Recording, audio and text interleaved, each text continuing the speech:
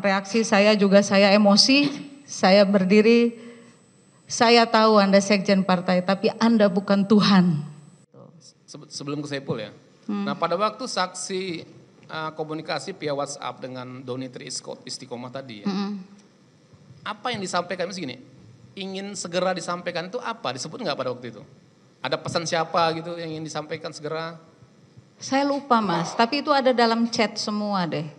Dalam chat itu, ya kalau saya ingat itu dulu pernah jadi alat bukti juga chat itu, gitu loh. Jadi saya lupa, kalau untuk disuruh mengingat kata per kata mohon maaf saya lupa. Ya secara garis besar, pesan siapa yang mau disampaikan si Doni? Dia cuma bilang butuh ketemu terkait Sumatera Selatan 1 seingat saya. Iya, saya tidak berbicara karena kadang pakai WA, kadang pakai telepon, jadi kadang saya juga bingung gitu. Nggak ada ingin menyampaikan arahan dari sekjen, dari kabid atau ketua gitu? Saya lupa. Saksi lupa ya? Iya. Oke, saya lanjut ya. Ya. Nah kemudian akhirnya saksi bertemu dengan Pak Saiful Bahri. Ya. Di Singapura ya. Berarti tanggal berapa itu? 25. 25. Ya, 25. Belum pulang ya? Belum. Bertemunya di mana pada waktu itu? Permintaan atas permintaan Saiful, waktu itu dia minta ditemui di Shangri-La Orchard. Di Shangri-La ya? Ya. Oke. Kemudian saksi bertemu dengan Saiful sendiri ya? Ya. Nah, kan saksi sebelumnya belum kenal kan? Iya. Nah, pada waktu dia memperkenalkan diri, dia itu siapa dia bilang? Jadi saya diminta menunggu di lobi. Ya. Oke, saya bilang saya cuma chat aja, even dia tidak apa foto dirinya atau yang mana saya nggak tahu karena di WhatsApp-nya juga nggak ada fotonya pada saat itu segala macam. Ya. Nah pas saya lagi nunggu di lobi sendiri, saya langsung disamperin, langsung saya duduk, dia bilang Mbak Rizky ya, dia bilang gitu. Oh iya saya Saiful kata dia gitu. Ya. Oh oke, gimana? Ayo kita ngobrol. Seingat saya di sebelah saya berdiri itu ada restoran. Saya sempat ngarah ke restoran itu karena logika saya berbicara itu di restoran. Ya, nggak gitu. mungkin sambil berdiri ya? Iya, saya jalan, mbak salah, kita lewat sini. Oh oke. Saya ikuti, begitu saya ikuti dia men-tap kartu. Di situ saya spontan cari handphone dan langsung merekam dari dalam lift karena saya melihat tab lantai mezanin bukan dan itu menuju lantai 10. Lantai 10 ya? Gitu. Terus bicaranya di mana? Di kamar atau di lobi? Ya, saya masuk begitu keluar lift, saya lihat kanan kiri, oh ini kamar semua. Saya ikuti, saya masuk ke kamar tersebut. Dan saya dulukan beliau jalan, saya lihat, ya mohon maaf saya nggak kenal ini orang gitu, ini siapa, jadi saya berdiri dulu di pintu, mbak masuk, kata dia gitu-gitulah. Saya lihat, oke, saya duduk, kamar itu besar sekali memang, dia di seberang, saya ngambil posisi di seberang dekat ke arah pintu. Ya. Ya. Nah pada waktu itu kan saksi agak khawatir nih ya kan? Ya iyalah kan Mas. Baru pertama kali ketemu Saiful. Ya. Nah, saksi nggak kontak Doni pada waktu itu, Pak Doni? Atau WA kayak gitu? Saya sudah cukup males sih nanya lagi gitu waktu itu. Ya? Karena kalau saya ambil handphone pada saat itu pasti kan akan ngaruh juga. Saya kan posisinya ngerekam. Oke. Gitu. Berarti saksi masuk ke kamar, ya. Berdua dengan Saiful Bahri dan saksi merekam kegiatan pada waktu itu? Iya. Oke. Nah sekarang yang saya tanyakan kepada saksi, nah apa yang disampaikan oleh Saiful Bahri kepada saksi pada waktu itu? Karena kan mendesak nih kesannya. Ya awalnya dia menceritakan siapa dia. Ya siapa dia katanya? Ya menurut dia bagian dari partai, dia kerabat dekat Pak Sekjen dan dia datang itu karena perintah Pak Sekjen gitu-gitulah. Ya. Gitu. Okay.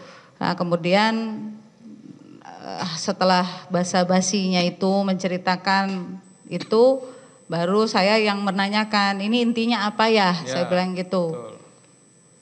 Terus ya dia mulai dengan narasi panjang lagi sampai akhirnya berbicara terkait bahwa dia datang membawa fatwa Mahkamah Agung. Gitu. Ada bawa fatwa Mahkamah Agung. Ya, dan banyak sekali kertasnya dan saya nggak mau sentuh. Dijelaskan nggak isi dari fatwa, dokumen-dokumen yang dibawa itu? Dia bilang kurang lebih dia cuma menunjukkan oh ini kerja saya lah, kurang lebih gitu. Karena ada berapa bundel, ada kertas. Ya saya cuma posisi saya cuma oh gitu. Nah kan tadi menyebut Mahkamah Agung ya? Iya. Ya. Dijelaskan nggak apa keputusan Mahkamah Agung pada waktu itu dengan saksi? Iya. Apa dia? Bahwa ada kewenangan partai terkait fatwa MA itu. Ya. Sempat saya beradu argumen karena saya juga membaca fatwa MA itu. Ya apa isinya? Isinya ya kan banyak ya. Intinya fatwa itu adalah kewenangan partai, kurang lebih ya, untuk dapat mengusulkan atau apa caleg terpilih gitu, memutuskan caleg terpilih apabila ada berhalangan tetap. Gitu. Baik, saya coba bacakan bunyinya ya. Nanti benar nggak seperti ini gitu, mengingatkan memori saksi aja. Jadi isi dari putusan Mahkamah Agung itu ya, uji materi ini ya. Jadi perolehan suara ini putusan Mahkamah Agung nomor 57P tanggal 19 Juli 2019.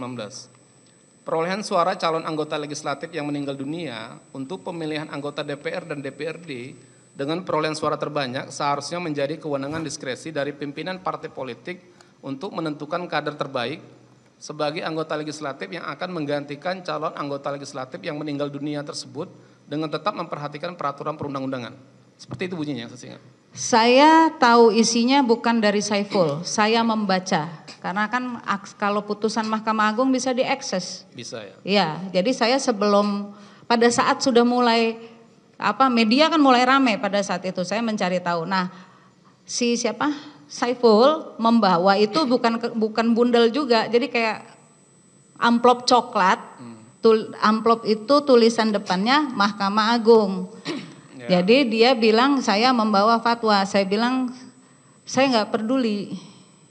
Gitu. Jadi intinya oke lah, kan saksi Saiful buat dokumen lah ke pasar, ditunjukkan lah semua. Iya. Kan? Nah intinya apa yang disampaikan Saiful ke saksi kan itu lagi balik. Iya intinya saya disuruh mundur.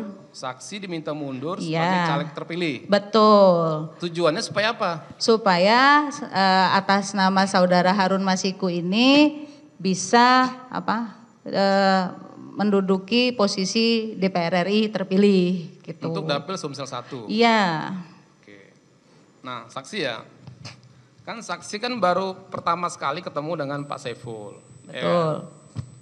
Nah, bagaimana saksi bisa meyakini ya bahwa yang disampaikan oleh Saiful itu memang dari Sekjen?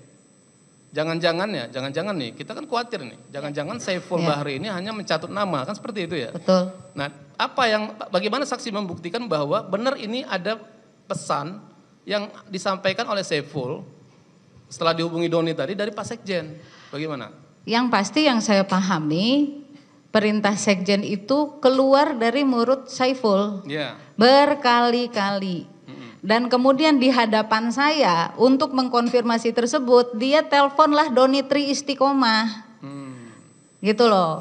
Nah di dalam percakapan itu seingat saya, Doni Tri itu bilangnya, udah saya nanti yang ngomong sama Sekjen gini-gini, gitu terus gitu loh.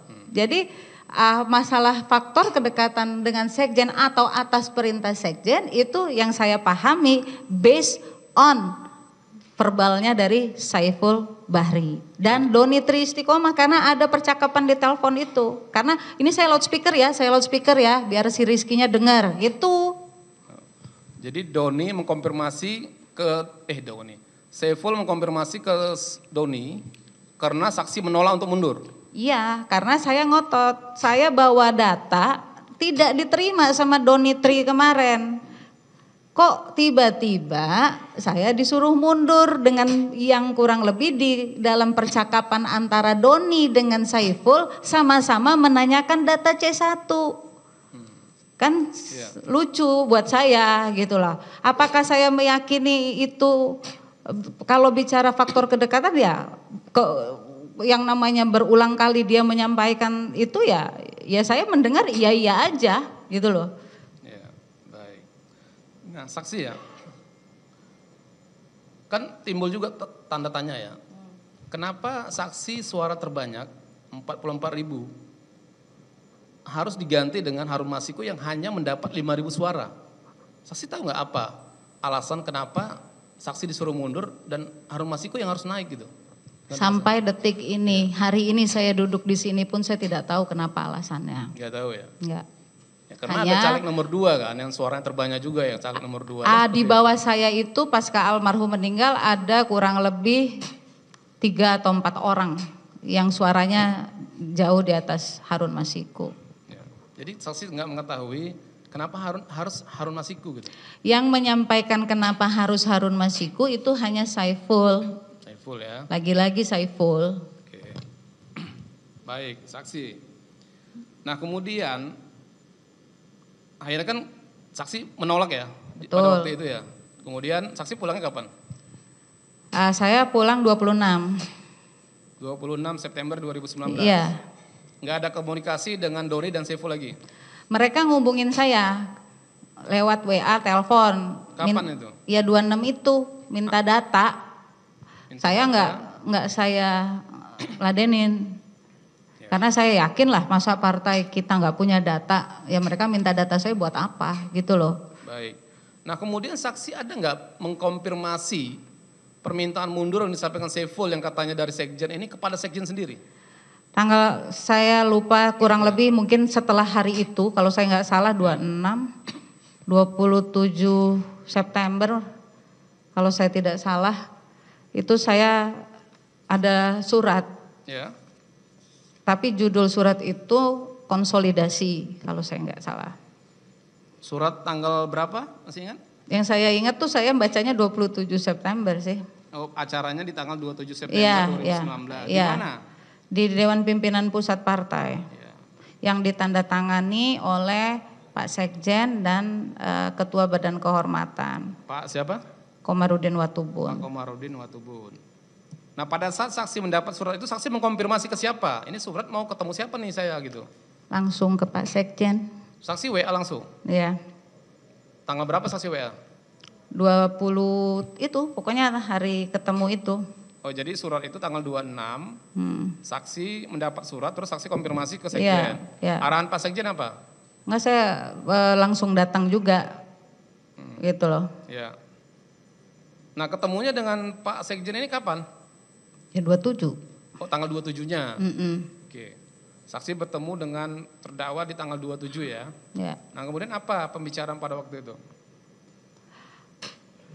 Mudah-mudahan saya nggak salah. Waktu itu saya hadir Pak Sekjen, bahwa saya mempertanyakan masalah pelantikan saya. Ya. Pelantikan saya, undangan saya. Ya. Sempat terjadi dialog pada saat itu bahwa saya akan diberikan undangan apabila saya bersedia mundur. Ya. Saya mempertanyakan alasannya apa.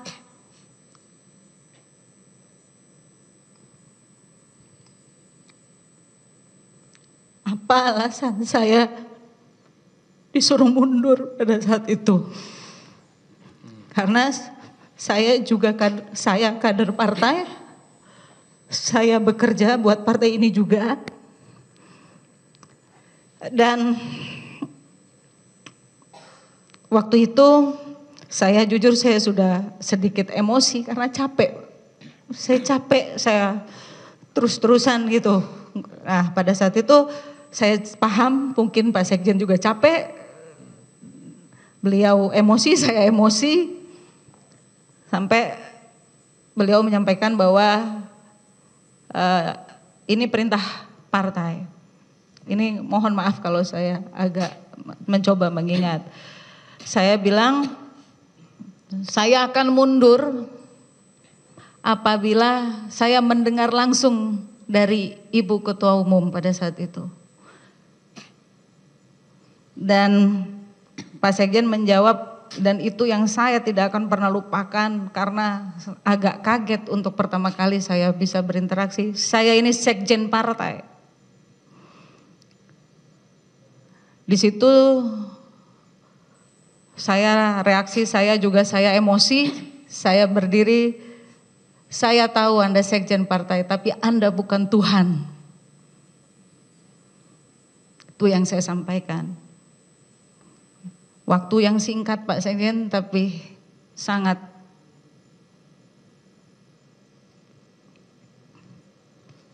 melekat sampai sekarang di kepala saya.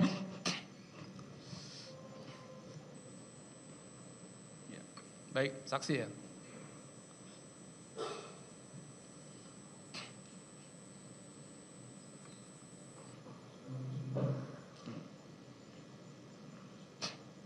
Mungkin saksi mau bisa minum dulu sebentar, izin.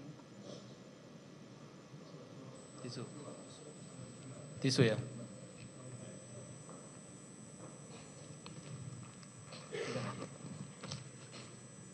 Maaf yang mulia.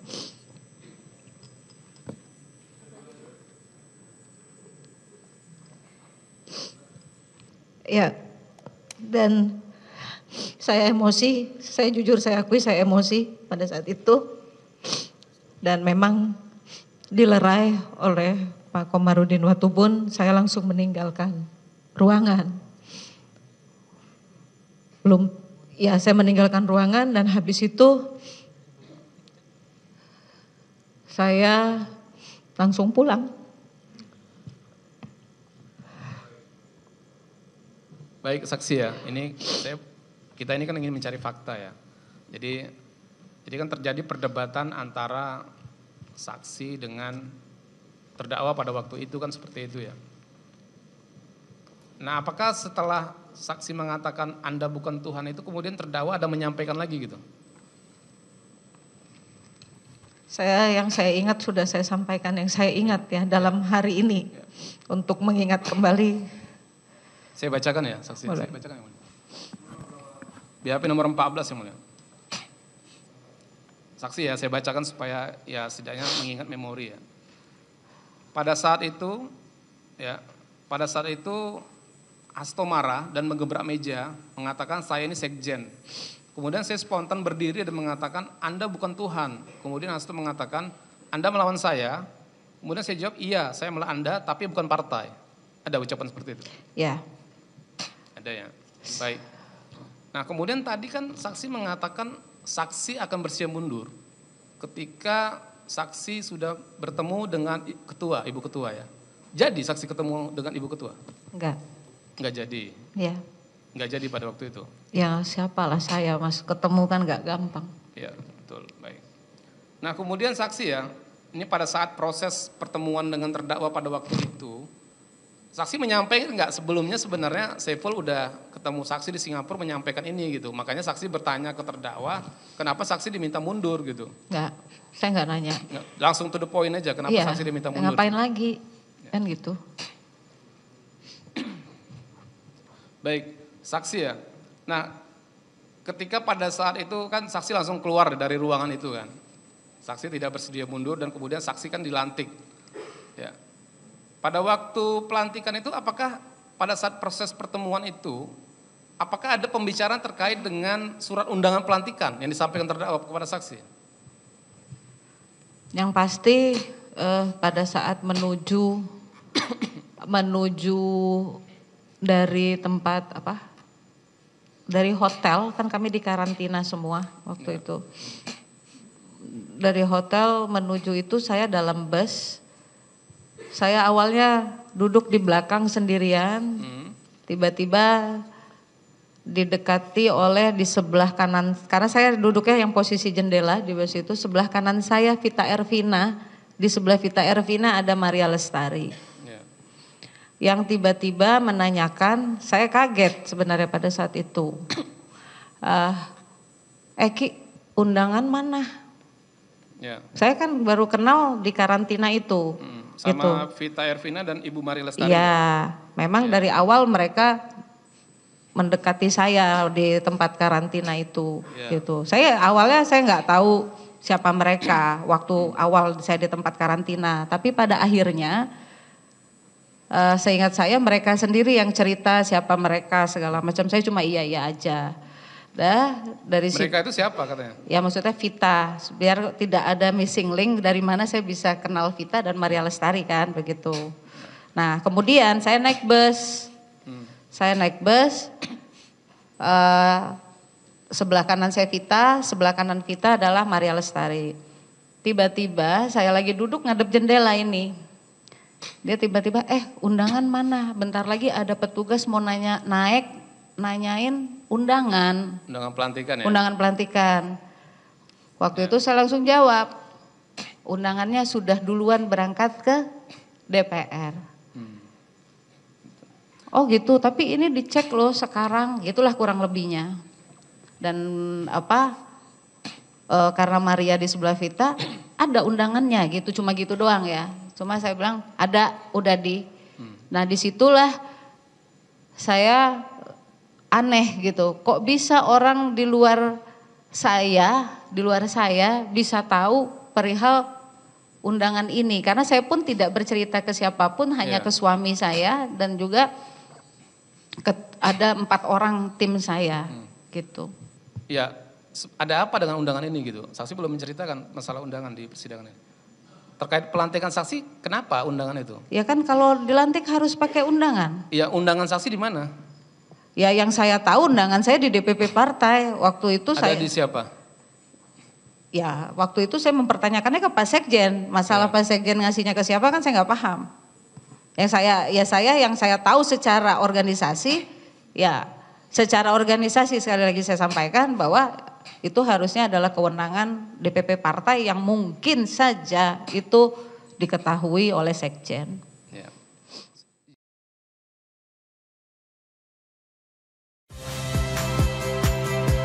Saya Friska Clarissa.